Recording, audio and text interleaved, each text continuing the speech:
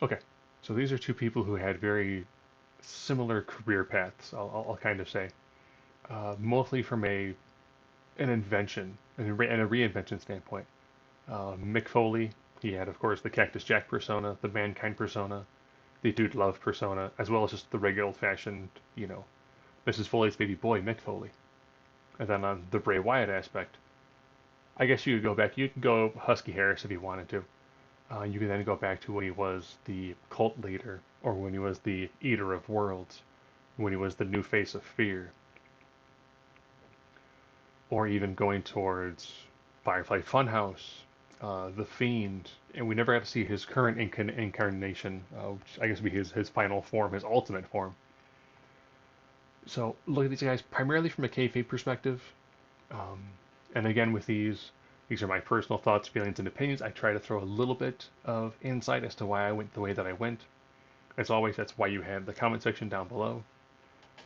And remember to be sure to try to be nice to each other. If you disagree with me, that's fine. Just tell me why you disagree with me, and who knows, you could always be right. So first and foremost, looking at strength.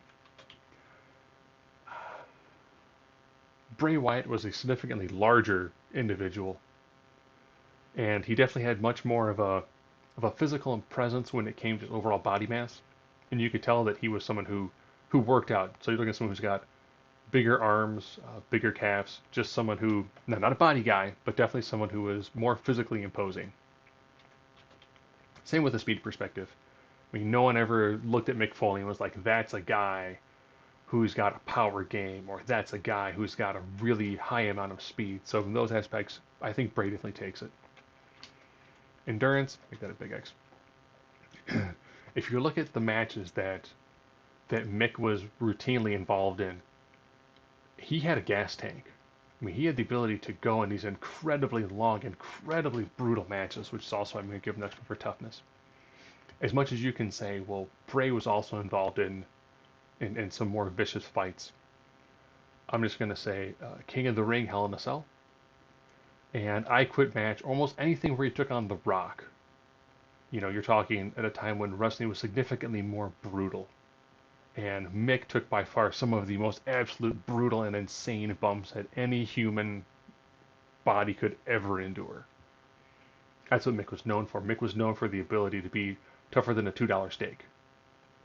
So I think from those aspects, you know, everyone should pretty agree with those. Striking,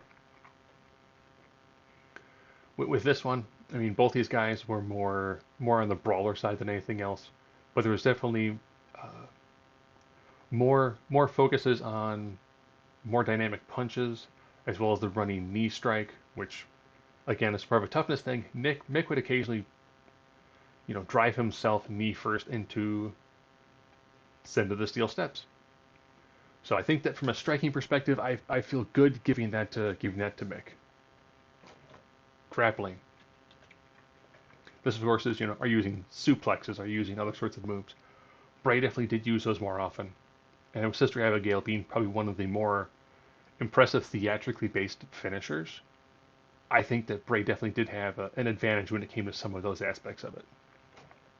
Submissions. I'm going to give this one to Mick. Yes, both used the mandible claw, but Mick used it for a lot longer periods of times, all the way from Mankind. I still remember when he first would do it. I think he put almost like an Alka-Seltzer thing on a. He broke like a tablet on his finger, so when he put it in the guy's mouth, you would see the guy foam and froth, and it was a really interesting, fantastic visual. Yes, the Fiend did use the mandible claw, and yes, Bray Wyatt did use it more towards his later incarnations. But that really wasn't his go-to move. Where for Mick, that was definitely his go-to move. Now you might say, well, from a grappling perspective, Mick also used the double arm DDT when he was Dude Love. Yes, and that normally wasn't a finisher that he used a lot of. Where compared to Sister Abigail that Bray Wyatt used, that was pretty much his go-to. High flying. You probably would never ever expect that Mick Foley would actually get the do when it comes to high flying.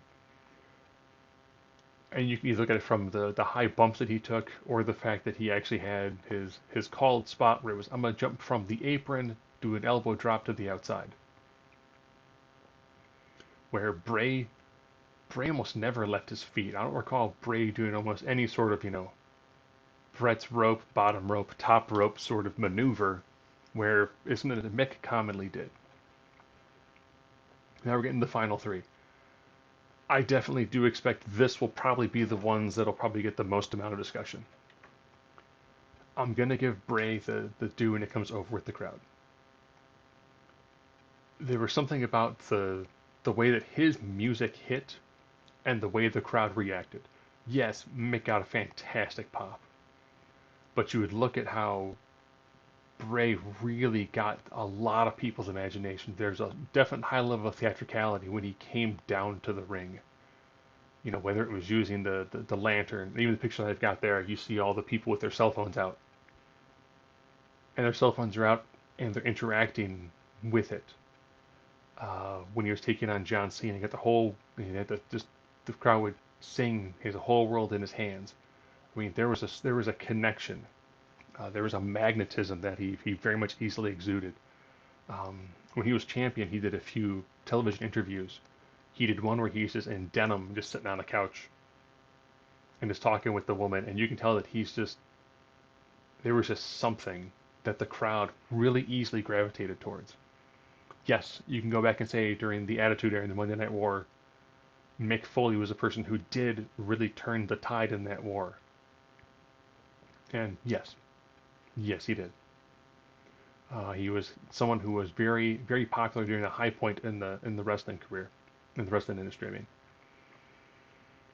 but there was something about the way that Bray incredibly encapsulated a crowd, how he just really, really enthralled them. Go back and look at when he returned at Extreme Rules. There was definitely something that he had that so few wrestlers ever get to have. Ring psychology. I'm giving this to Bray. Yes, I do know that very early on in the Mankind persona, when he would punch himself and rip out his own hair, there was a lot of things to that. You can tell from that image that I've got there, where it's Bray with Barbie, it's Mick with Barbie right there, and he knew how to really draw some of those elements in. So did Bray.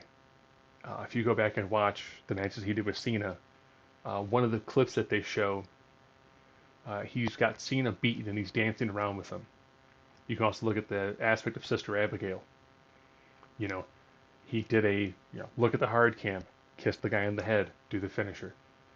Yes, there's a certain aspect of psychology to Mr. Sacco. His ability of, I'm going to signal the move that I'm going to do to get the crowd really invested into it. And I think that Bray just had a slightly better way of doing that. I don't know if it's because people just really bought into the wrestler and as the individual. But I think that he definitely did have a slightly better ring psychology standpoint. And that might just be more of the pace that wrestling is now, as opposed to the more car crash style that Mick was with the majority of his run in WWF/WWE. Mic work. Again, I know this will be controversial. Mick always had the cheap pops. Mick was very good for shorter bits. Mick did a great job as a commissioner, but it was normally him playing off of somebody. When I think of some of Bray Wyatt's best mic work, go back and watch his feud with The Undertaker leading into WrestleMania. Taker didn't show up, so Bray sold that entire feud based off of what he could do from his own mindset, and that's incredible. When you go back and watch people talk about when Bray first delivered promos, you might go, I have no idea what he's saying, but I want to watch him say some more of it. He had a very specific way of talking to people, of relating. He had that kind of Jake the Snake where I'm not going to be super loud, so I'm going to really draw you in with the words that I'm using. And he was masterful at it. That's why you can go back and you can watch some of his earlier promos and you see it and you go, there's something there. They did an interview a long time back, and Sasha Banks remembers, like in promo class, when she would just stop and go, he's talking, and the whole crowd would just stop and just listen. Like, I don't know what you're saying, but I really like the way that you say it. So as always, if you agree, by all means, like. If you disagree, leave a dislike. And if you disagree with me, comment section.